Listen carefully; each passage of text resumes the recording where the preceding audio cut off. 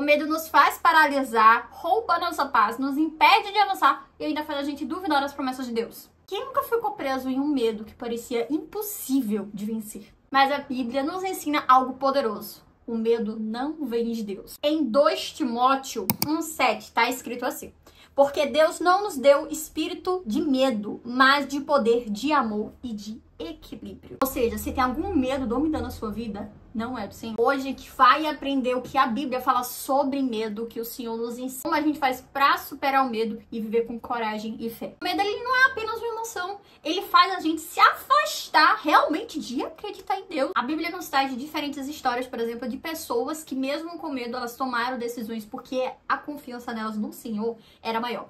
E deixa eu te fazer pensar uma coisa aqui. Pode ver, medo e fé são duas palavras que você acredita em algo que você não tá vendo, que você não tem certeza.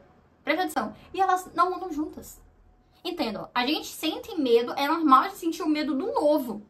Mas você se paralisar, não tomar decisões, não tomar atitudes por conta do medo, ele tá te paralisando, não é do Senhor. Sabe? É aquela coisa, coragem, né? Não é ausência de medo, é você ir mesmo com medo, não deixar o medo te impedir de tomar uma decisão. Olha o exemplo de Josué. Depois da morte de Moisés, Deus falou para Josué comandar o povo. E Josué ficou com medo. Daí Jesus diz o seguinte: não temas, eu estou contigo. Davi foi outro. Davi, quando foi enfrentar Golias, ele tava com medo, gente.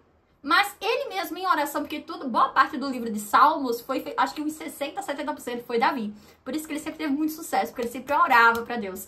Uma parte de Salmos ele diz o seguinte: em Deus ponho a minha confiança, não terei medo. Ele escreveu isso com medo. Tem noção? E perceberam? Ele tava com medo, mas ele firmou ali, fez uma oração. Deus está comigo.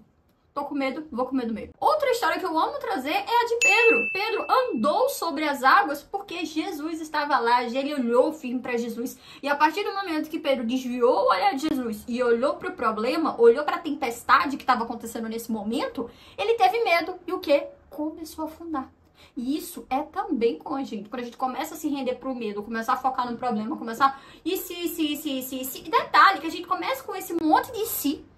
E muitas vezes, tipo, tem 85% de chance daquilo não acontecer. Porque a gente, quando entra no si, aquela ansiedade em cima da ansiedade, a gente muitas vezes acaba esperando o pior da situação, o pior do cenário, que muitas vezes nem sequer acontece. Gente, o medo, ele tem consequências gravíssimas quando a gente deixa ele dominar sobre a nossa vida. Nos impede de obedecer a Deus. Quantas pessoas acabam perdendo chamados porque simplesmente têm medo de fracassar. Outro ponto, nos afasta da promessa de Deus. O povo de Israel passou 40 anos no deserto, tanto porque reclamava e porque duvidava, tinha medo daquilo que Deus estava passando para eles. Não é à toa que eles passaram 40 anos. Eles poderiam ter passado menos. Mas pelo medo, pela dúvida, pelas reclamações, eles continuaram muito nesse processo, até eles estarem prontos para poder realmente ir para a terra. Outro ponto, o medo nos mantém presos no passado. Então tu passou por uma situação, não deu legal, aí tu fica com medo de passar por um caminho, uma situação semelhante. Daí tu fica preso numa zona de conforto, fica com medo de que aquilo que aconteça na época que não foi legal se repita novamente. Aí muitas vezes tu acaba deixando uma oportunidade ir embora por conta de uma experiência ruim que tu teve lá atrás. Ou tu pega de tabela de uma pessoa fez X coisa, foi por tal caminho, pra ela não deu certo. Aí você, não, fulaninha foi. Entenda, gente. Tem uma diferença entre o sábio e o inteligente. O inteligente é aquele que ele vai pelo caminho errado e ele erra. E ele tem aquele aprendizado, certo? E tem um sábio, que é aquele que aprende com o erro do outro. Mas aprendam a diferenciar isso de realmente um caminho errado do que você ir por um caminho que você pode ter um resultado diferente. Certo? E um quarto ponto, gente, é que afeta a nossa saúde mental e espiritual. Então acaba gerando ansiedade, acaba gerando depressão.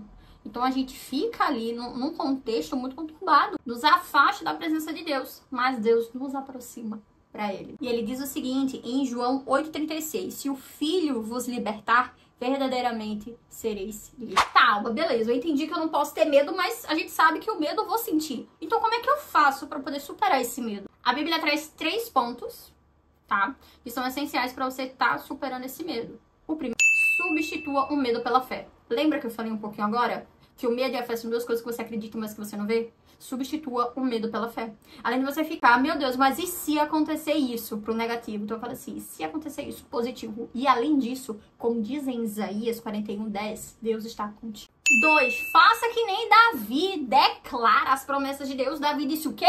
Senhor, eu não tenho medo, o Senhor tá comigo, vai dar tudo certo. Faz a mesma coisa, mesmo com medo ele disse isso.